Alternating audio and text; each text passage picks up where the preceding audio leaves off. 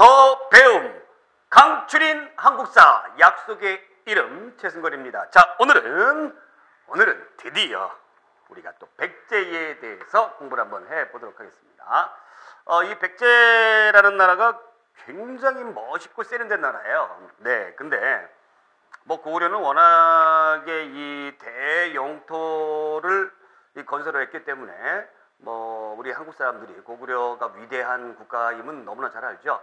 근데 이 신라가 이제 삼국통일을 해서 또 신라에 대해서도 우리가 또 많은 공부를 하고 있습니다. 그러나 이제 상대적으로 이 고구려와 신라에 비해서 이 백제가 얼만큼 멋있고 세련된 나라인지를 우리 역사 교과서에는 그닥 많이 기술을 하고 있지 않다라는. 그래서 제가 좀 안타까워요. 안타깝게 짝이 없습니다. 굉장히 멋있는 나라고요. 이 백제 역시도 대제국을 건설했던 그런 나라입니다. 그래서 우리가 백제의 성장과 위기. 부제가 뭐죠? 부제가 무적함대 출격이에요. 무적함대 출격. 그렇죠? 사실 이제 우리가 이 삼국시대를 놓고 봤을 때에 그 나라의 우리가 군사력을 딱 놓고 봤을 때 사실 이제 육군에서는 부동의 그 천하무적이 누굽니까? 고구려죠, 고구려. 네, 우리가 전차부대 한다면 옛날로 따지면 뭐예요? 기병대입니다. 그러니까 철갑 기병들, 고구려 굉장히 유명하고요. 그 다음에 이제 해군으로 유명했던 것이 이제 백제입니다. 백제. 네. 뭐 신라는 뭐 어떤 면에서 볼 때는 군사력은 좀 뭐 고구려나 백제에 비해서는 많이 약했다라는 것을 우리가 볼 수가 있는데, 어쨌거나 이 백제, 멋있고 세련된 나라 백제에 대해서 우리가 한번 공부 한번 해보도록 하겠습니다. 자, 백제. 자, 백제. 딱 이렇게 적어놓고, 우선 이제 백제가 부여의 영향력을 많이 받았다라는 거죠. 우리가 부여의 영향을 상당히 많이 받았다. 부여. 왜 부여의 영향을 많이 받았냐면, 여러분들 그 고구려가 어디서 나왔어요? 고구려가 부여에서 나왔죠. 또 백제는 또 어디서 나왔어요? 이 고구려에서 나왔죠. 즉 원래 뿌리를 찾아 돌아간다고 한다면 이 상류층이죠. 최상류층인, 특히 왕족과 같은 상류층은 고구려인이든 백제인이든 전부 다 부여 출신이더라라는 것을 우리가 알 수가 있습니다. 네. 자, 그래서 부여의 영향력, 제가 그 교재에 이제 제가 딱 얘기를 해놨고, 또 그 다음에 이 백제가 국호를 뭘로 고치냐면은 남부여로, 상황 때 남부여로 딱 고친다라는 겁니다. 그리고 수도도 사비로 딱 이렇게 해버리더라라는 얘기예요. 그래서 요 남부여로 국호를 고치고 나서 무려 남부여라는 국호를 사용했던 기간이 122년이에요. 122년. 그러니까 상당히 오랜 기간 동안에 남부여라는 국호를 사용을 했다라는 것을 우리가 알 수가 있습니다. 자, 그러면 백제의 발전을 보게 되면 우리가 도읍식이 맨 처음에 이 백제의 도읍은 어디였어요, 여러분? 도읍은 어디였어요? 맨 처음에 위례성이었죠. 위례성, 한성이라고도 하고 위례성은 오늘날에 이제 그 롯데월드 그쪽 하남시 여기에 있다가, 그 다음에 이제 장수왕이 남지 정책을 하면서 계로왕을 죽였죠. 그래서 계로왕이 계로하면서 죽었죠. 그러면서 이제 어디로 옮겼습니까? 웅진으로 옮겼다라는 것을 알 수가 있어요. 누구왕 때? 문주왕 때. 그러다가 이제 성왕이 어디로 옮겼습니까? 예, 사비로 옮겼다라는 것을 알 수가 있었죠. 수도를 옮긴다는 것은 특히 이제 우리가 백제 같은 경우 3번 수도를 옮겼는데, 웅진으로 옮긴 건 어쩔 수가 없었죠. 왜 그러냐면 이제 장수왕 때문에 어쩔 수가 없었던 것이고, 사비로 옮겼던 부분은 여러분들 어떤 뭐의 의미라는 것을 볼 수가 있어요. 백제를 부흥시켜야 되겠다. 그래서 굉장히 뭔가 좀 으쌰으쌰하는 그런 어떤 그 마인드를 볼 수가 있는 겁니다. 그런 것들을. 자, 주요 왕별 연대기를 한번 알아볼게요. 제가 지난 시간에도 주요 연대기, 지난 시간에도 우리가 뭘 가지고 했습니까? 연표를 가지고 열심히 공부를 했었어요. 그래서 주요 왕별 연대기, 우리가 연대기, 백제의 주요 왕별 연대기를 쭉 알아보게 되면은 그 첫 번째로 누가 나옵니까? 온조왕이 나오더라라는 얘기죠. 온조왕. 국가를 건설했던 것이죠. 그래서 BC 18년도에 백제를 건국을 했고요. 그 다음에 만 세력들과 같이 성장을 했다. 그래서 건국을 했다라는 것을 알 수가 있어요. 그러면 이 사람이 어느 나라 사람이? 원래 고구려 사람이죠? 그렇죠? 그러면 고구려의 이민들, 그러니까 고구려의 이주민들이 백제를 세웠다라는 것을 말해주는 증거는 무엇이 있느냐? 증거가 중요한 거죠. 증거. 예? 그 증거. 고구려 계통이다라는 것을 말해주는 그 증거는 무엇이 있느냐? 석촌동에 있는 고분이 있습니다. 석촌동에 있는 고분이 있어요. 고분. 그러니까 무덤이 있죠. 이 무덤이 초창기 때의 고구려에서 나타나는 무덤하고 거의 흡사하더라. 그럼 도대체 그 무덤이 바로 무엇이냐? 돌무지 무덤이다라는 거예요. 돌무지 무덤이다. 돌멩이를 무지하게 올려놨어요. 무덤이다. 돌무지 무덤이다. 그러니까 오늘날로 보시면은 여러분들이 이제 우리가 좀 우리식 표현을 써가지고 돌무지 무덤이지 실질적으로 뭐라고 보시면 됩니까? 예, 그냥 뭐 왕들 그 무덤에다가 돌멩이 그냥 쭉 쌓아놓으니까 그거 아니죠. 뭐예요? 피라미드다라고 보시면 돼요. 또 한 가지는 왕족들이 뭘 사용했어요? 부여씨를 사용했습니다. 성씨를 부여씨를 사용했습니다. 부여씨. 네.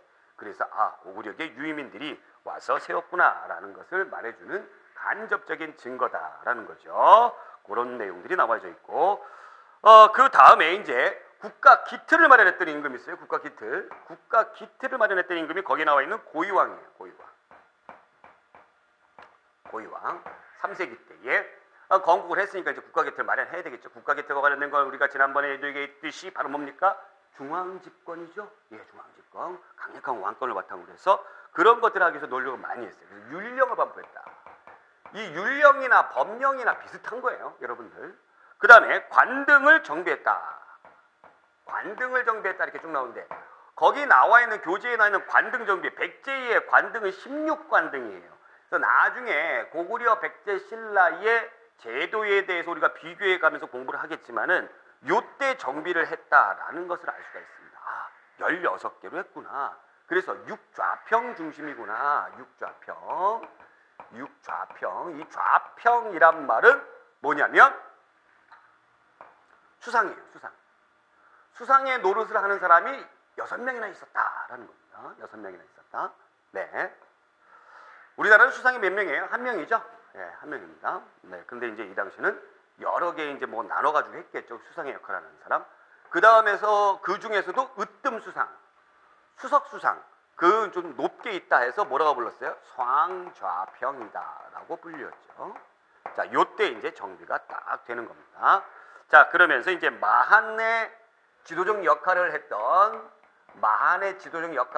누구? 목지국을 점령을 하더라. 그러니까 마한에 여러 개의 소국들이 있는데 그 중에서 제일 잘 나갔던 마한 국가 가운데 잘 나갔던 목지국을 점령을 했다는 거죠. 자, 그럼 여기서 우리가 한 가지 힌트를 여기서 또 받을 수가 있어요. 어떤 힌트를 받을 수가 있습니까? 고이왕 때의 목지국을 점령을 했다, 복속을 했다라는 것은 마한 세력이 어떻게 했다? 아주 큰 세력, 큰 목지국이 점령당했기 때문에 마한 세력이 꺾였다라는 것이죠. 그렇기 때문에 이제 마한이 망하는 거는 뭐한다? 네, 시간 문제다라는 것을 우리가 알 수가 있어요. 자, 그렇기 때문에 우리가 4세기 때 들어오게 되면서 뭐가 등장하는 겁니까? 근초고왕이 등장한다. 사실 백제에 이만한 임금이 나오기가 힘들죠. 예, 힘듭니다. 힘들어요. 굉장히 힘든 거예요. 4세기 때. 백제의 전성기예요. 백제의 전성기. 한강비역은 이미 차지해 있고 백제가. 그 다음에 더 나아가가지고 이 백제가 뭐를 했습니까? 잘 나가는 해군을 이용해서 요서, 산둥, 규슈 지역을 점령을 했다라는 것을 알 수가 있어요. 그러면서 북쪽으로 올라가서 어디? 황해도 지역을 점령을 했다. 그러면 요 황해도 지역은 어느 나라가 가지고 있는 거예요? 고구려가 가지고 있는 거죠. 그렇죠? 고구려가 가지고 있는 거죠. 그래서 고구려 가만히 있었겠어요? 아니죠. 그래서 싸웠겠죠. 또 죽은 사람이 있습니다. 누굽니까? 이제 아시죠? 고국 원왕이다. 원한에 사무쳤어? 원한에 사무쳤어? 고국 원왕이다. 원한에 사무쳐 있어요. 네. 그러면 이렇게 강력한 정복 활동을 벌일 수 있었던 까닭은 바로 무엇이냐라는 겁니다. 그 정복을 막 가면은 국내에서 또 다른 일들이 일어날 수 있을 거 아닙니까? 그렇죠? 그래서 국내 기반을 튼튼하게 해줘야 된다는 거예요. 누가? 근초고왕. 국내 기반이 흔들려 버리면 안 돼요. 그래서 뭐를 하는 거예요? 바로 이때에 왕위를 부자 상속을 했구나 라는 것을 알 수가 있어요. 자, 또 한 가지 근초고왕 때 뭐를 했습니까? 마한을 병합을 합니다. 마한을. 아까 누가 힌트를 줬어요? 고유왕이 힌트를 줬죠. 제일 잘 나갔던 시기죠. 자, 그러면 우리가 여기에서 백제와 관련된 약간의 지도를 보겠습니다. 약간의 지도. 이 주변 국가 관련된 약간의 지도를 대충 한번 그려보게 되면은, 네. 자, 이렇게 나와 있죠. 이제 일본. 네. 그러면 여러분들이 이게 쭉 보시면 신라가 이제 여기 이렇게 있고요. 그 다음에 백제 영토가 이만큼 되는 거죠. 여기 황해도 지역까지 올라갔죠. 네, 그 다음에 여기 무슨 강이라고요? 랴오어 강이죠. 그래서 요 지역. 그 다음에 여기가 산둥반도. 그 다음에 여기가 규슈. 이거를 백제 영향권, 또 여기 이제 제주도까지 백제 영향권으로 했다라는 것을 알 수가 있어요. 그러면 우리가 지금 이제 우리 지도에서 이렇게 표시가 되어 있는데 실질적으로는 이렇게 여러분들 벨트라고 보시면 되는 겁니다. 벨트. 벨트를 연결했다. 이것이 곧 백제의 영역이다라는 것을 알 수가 있어요. 그 백제를 통하지 않고서는 일본도 어떻게 합니까? 이 발달된 이 동아시아의 중국의 문물이라든가 백제의 문물을 받아들일 수가 없었겠죠. 그럼 일본이 알아서 겪겠죠. 그렇죠? 그래서 이렇게 일본까지 영향력을 끼쳤기 때문에 일본도 백제의 영향권 안에 들어가 있더라라는 얘기예요. 그래서 여러분들이 실지도를 일본 국왕에게 하사를 딱 하게 되는 겁니다. 실지도라는 거는 가지가 7개인, 그러니까 나뭇가지가 7개로 딱 돼 있는 칼이에요. 그래서 왕에게 주는 거예요, 여러분들. 네. 너 열심히 해, 착하게 살아, 이렇게 해버리는 거예요. 이러한 내용들을 여러분들이 여기에서 의미를 가지고 공부를 해 주셔야 된다라는 겁니다. 자, 그 다음에 이제 불교 관련된 침류왕 때가 있습니다. 침류왕. 불교를 수용하죠. 어디에서? 동진에서. 제가 동진과 정진의 의미는 여러분들이 제가 지난번에 설명했기 때문에 이제 머릿속으로 쫙 들어가셨으리라 이제 믿고, 그래서 불교가 침투했다. 이렇게만 생각하세요. 불교가 침투했다. 그래서 요때에 불교가 침투했다. 이 동진에서 온 승려인 마라난타에서 불교를 받아들였습니다. 자, 그 다음에 이제 비유왕이 등장하죠. 비유왕. 비유왕이 등장하는데, 비유왕. 비유가 많이 상했어요. 비유가 많이 상했어요. 비유왕. 예. 비유왕은 바로 나제동맹을 결성합니다. 거기 나와 있지. 나제동맹이 결성된다.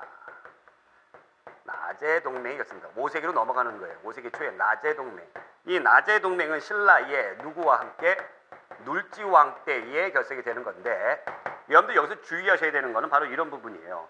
이 나제동맹은요, 나제동맹은 고구려의 장수왕이 한성 지역을 차지하면서 백제가 시달려가지고 신라와 동맹을 맺었다, 이렇게 착각을 하시면 절대 안 된다는 얘기예요. 절대 안 된다. 절대 안 됩니다. 나제동맹은요, 여러분들 쫙 보시면 아시겠지만 한강 유역, 즉 한성 지역, 위례성을 빼앗기기 전에 결성이 된 거예요.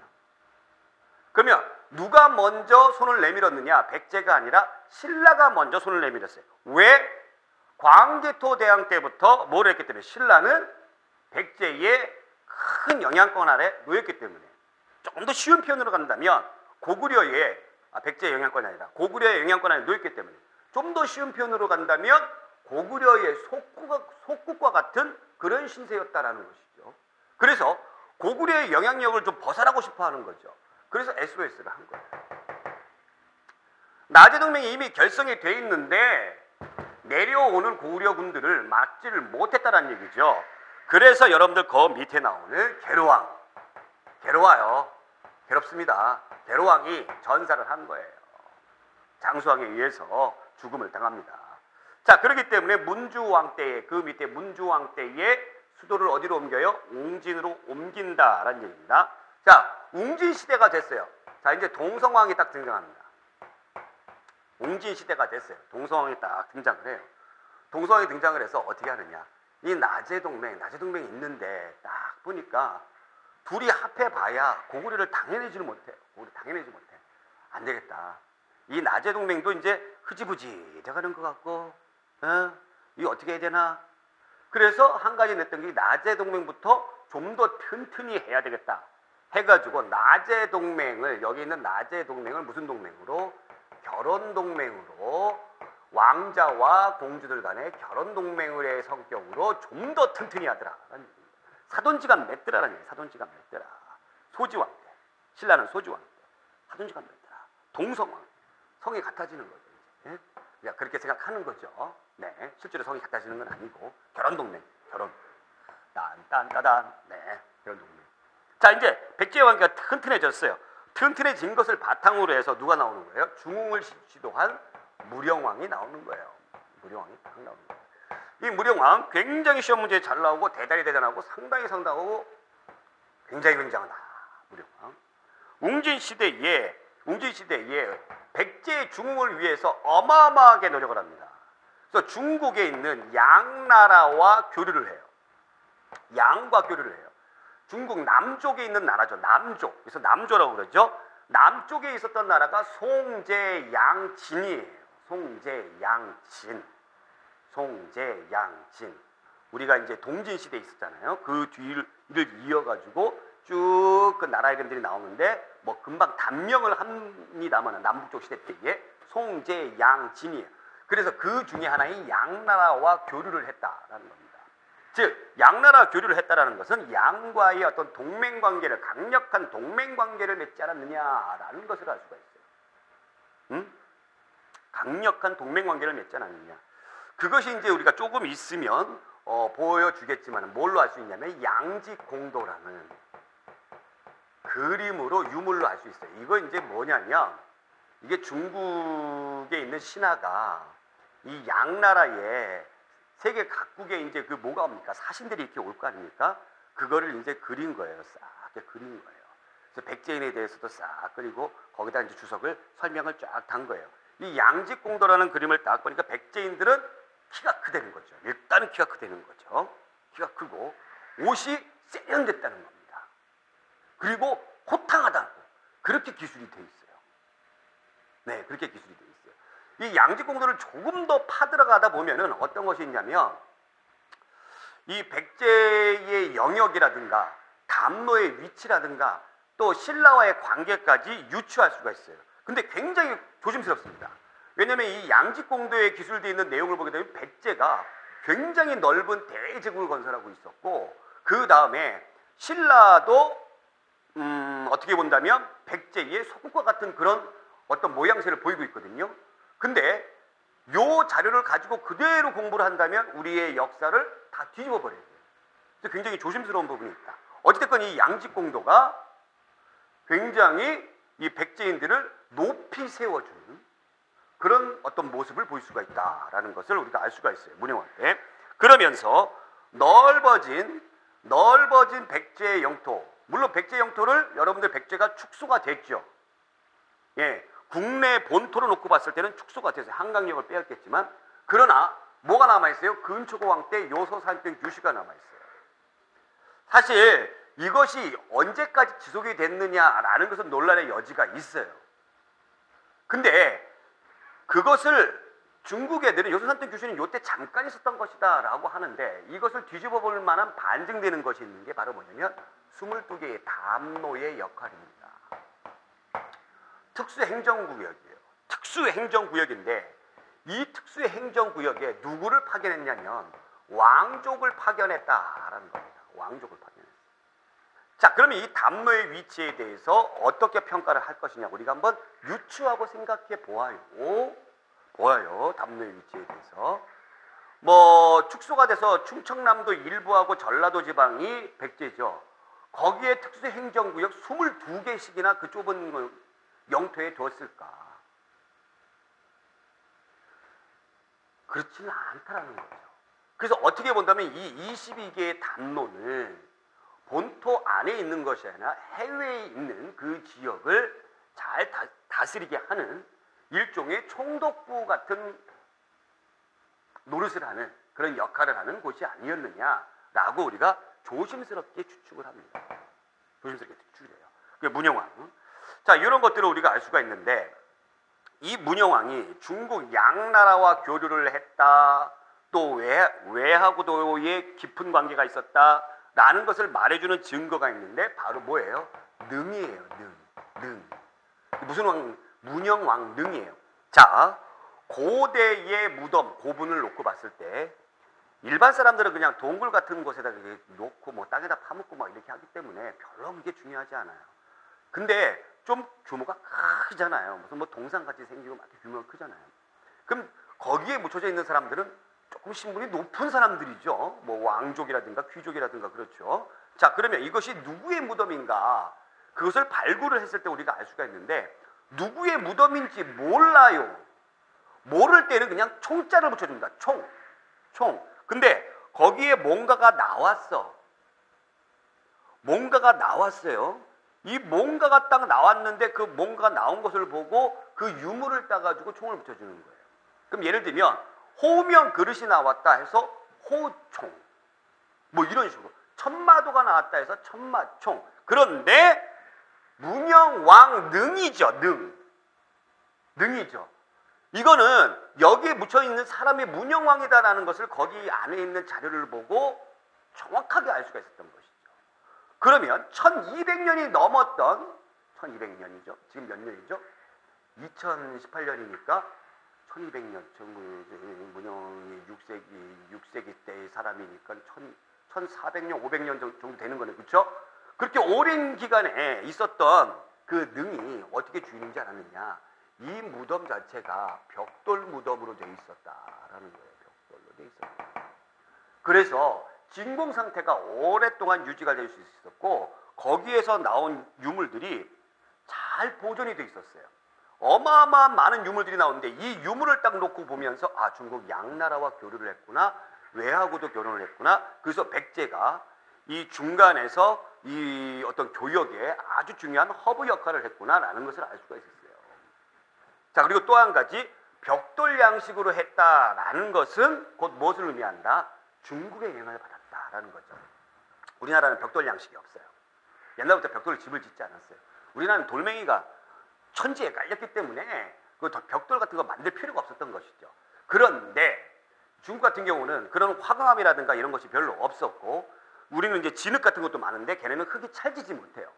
그래서 집을 튼튼히 하기 위해서 벽돌로 많이 했었거든요. 그래서 벽돌 나타난다 그러면 아하, 중국의 영향을 받았구나 라고 여러분들이 생각해 주셔야 됩니다. 자, 그 다음에 이제 성왕이 등장하죠. 성왕이 딱 등장합니다. 성왕이 딱 융성하게 했다 해서 성왕 딱 등장하는데 아까도 이제 제가 말씀드렸던 부분이고 성왕은 어디로 옮겼어요? 수도를 사비로 부여로 딱 옮기고 국호를 남부여로 고쳤어요. 굉장히 진취적인 거죠. 그러면서 백제의 장점인 이 해상으로 나아가는 것을 보다 바다 쪽에 가깝도록 이 사비 쪽으로 갔던 거죠. 금강 하구에 이렇게 딱 진취적으로 했습니다.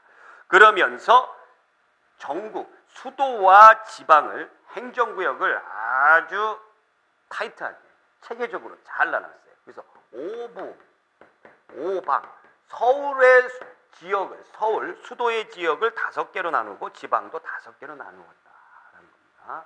그러면서 22개나 되는 실무 관청을 두었다라는 거예요. 실무 관청을 딱 거기에 맞게. 그러니까 업무를 어떻게 보겠다? 업무를 전문적으로 체계적으로 보겠다라는 것을 알 수가 있죠. 자, 이러한 일을 했고 그 다음에 일본하고의 관계에서 어떻게 했어요? 일본에다가 불교를 전파를 딱 해줬어요. 불교를 전파를 해줬어요. 야, 이런 거 가지고 좀 공부 좀 해. 니네 이상한 종교 가지고 이렇게 저기 하지 말고 불교 좀 믿어봐. 이렇게 딱 했어요. 근초고왕 때부터 이렇게 시작된 어떤 그 백제의 역사를 쭉 놓고 보면 일본하고 관계를 쭉 놓고 보게 되면은 이제 백제하고의 어떤 일본은 뗄래야 뗄 수가 없는 그런 관계가 되어버린 겁니다. 그럼 여기에서 뗄래야 뗄 수가 없는 관계다. 형제국 그 이상의 어떤 관계. 형님의 나라가 아니라 뭐예요? 예, 아버지의 나라, 은혜의 나라. 어떻게 본다면 일본 사람들한테 백제는 뭐예요? 백제 드림이에요. 백제 드림. 네, 그런 관계다라는 거 여러분들이 생각을 하고 계셔야 됩니다. 그렇기 때문에 백제가 망했을 때 일본에서 어떻게 합니까? 구원병들을 보내줘요. 해군들을. 추상을 했을 때 약 3만 명을 보내줬다라고 그랬죠. 오빠의 나라가 망했다. 오빠의 나라를 다시 튼튼하게 만들어줘야 된다라고 보내줍니다. 그러니까 고대 역사를 놓고 봤을 때 우리나라와 일본의 관계는 굉장히 좋았다라는 것을 알 수가 있습니다. 좋았다라는 걸 알 수가 있어요. 성왕. 그러나 비운의 왕이에요. 이제 뭔가 좀 국력이 강해졌습니다. 강해져가지고 뭔가 좀 이렇게 탁 진취적으로 그래서 빼앗겼던 한강유역도 좀 차지하고 그렇게 같이 신라와 더불어서 딱 가는데 어디에서? 여러분들 관산성에서 신라가 배신을 합니다. 그 소식을 들어요. 성왕이 뿔따구가 빵 났죠. 그래서 신하들이 만류함에도 불구하고 내가 저놈들을 치러 간다. 그래서 관산성, 오늘날의 충북 옥천에서 매복하고 있는 신라 군대에 그 함정에 빠져서 전사를 한다라는 거죠. 이로 인해서 나제 동맹은 깨진다라는 겁니다. 깨진다. 그러면 국력이 이만큼 올라갔다가 성왕이 전사함으로 인해서 푹 꺾여요. 푹 꺾이죠. 그래서 그 뒤에 등장하는 무왕, 이 무왕이 이러한 일들을 할 수밖에 없었던 거예요. 익산에다가 미륵사를 건설을 딱 하죠. 미륵사. 어디에다가? 익산에다가. 이것도 왜 하필이면 수도 부여가 아니라 익산에다 했을까? 익산에다 했을까? 좀 더 이 무왕의 꿈도 이 성왕의 뒤를 이어가지고 백제를 좀 더 발전시키고 진취적으로 나아가고자 했던 그런 어떤 마인드가 아니었느냐라는 겁니다. 수도에다가 이렇게 대규모 사찰을 짓는다는 것은 그 상징성이 굉장히 크죠. 그래서 미륵사에 있는 미륵사지 석탑이 있어요. 이것이 석탑이 아니라 석탑. 현존하는 탑 중에서 목조 양식으로 된 가장 오래된 석탑입니다. 석탑이에요. 가장 오래된 목조 양식의 석탑이에요. 그럼 목조 양식이라는 게 뭐냐면 나무로 지었다라는 것이 아니라 나무로 지은 것만큼 굉장히 화려하고 정교하게 돌멩이를 깎았다라는 거죠. 얼마 전에 다큐멘터리에서 그 돌멩이로 탑을 만드는 그런 장인들이 있어요. 중요 무형문화재 그 기능 보유자들, 그분들의 인터뷰 내용을 보여주고 있는데 아직도 고대의 그 기술을 지금 현재 살리지를 못하고 있답니다. 굉장히 잘 나가는 거죠. 이 미륵사 그 석탑을 보게 되면은 야, 어떻게 돌멩이를 깎아서 저렇게 했을까? 근데 일본 애들에 의해서 어떻게 됐습니까? 이것이 뒷부분이 무너져 버리고 없어졌어요. 그래서 이것을 다시 복원하기 위해서 얼마 전에 복원하기 위해서 이것을 해체 보수하는 과정에서 그 안에서 유물이 나왔죠. 무왕하고 누구하고 신라의 선화공주하고의 로맨스가 있죠. 선화공주가 굉장히 이쁘다. 그래서 무왕이 왕자 시절에 거기 가가지고 선화공주를 꼬시려고 했는데 너무 그게 힘들었죠. 그래서 어떻게 했습니까? 한 가지 꾀를 냈던 것이죠. 서동요라는 그런 것을 무왕이 작사 작곡을 해가지고 애기들한테 노래를 부르게끔 시켰던 것이죠. 그러다 보니까 유행가가 되어버렸어요. 신라 왕실에서 그 얘기를 듣고 이런 부정한 기집애 같은 이라고 너 나가! 아마마 그게 아니 시끄러! 딱 나간 거예요. 그래서 결국에 무왕과 결혼을 하게 됐다. 그래서 서동요와 관련된 선화공주와 관련된 서동요의 설화가 여기에 묻어있는다. 그런데 아쉽게도 이것이 아니구라는 것을 얼마 전에 해체보수하면서 알게 됐죠. 이게 학계에서 굉장히 충격이죠. 그럼 도대체 서동요는 무엇이고 서동화가 아니라 서동요. 서동요는 무엇이고 선화공주는 무엇이냐. 이걸 재정립을 해야 돼요. 여러분들 제가 이런 얘기를 드리는 게 이게 시험 문제에 나온다라는 거죠. 올해 발굴된 결과가 올해 출제하는 것이 바로 공무원 한국사의 특징이에요. 예, 챙겨두시기 바랍니다. 자, 그래서 무왕이 이런 일들을 했고요. 그 다음에 이제 등장하는 의자왕, 마지막 왕이죠.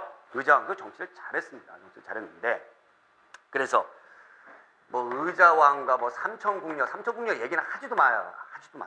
고려시대 때 그 만들어 오는 구라죠, 구라. 예, 거짓말이죠. 그러니까 신라가 삼국을 통일을 할 수밖에 없었다라는 것을 그래서 상대방 국가를 까느라고 그렇게 만들어 놓은 거죠. 어떻게 국녀가 3,000명이나 돼요? 말도 안 되는 소리죠.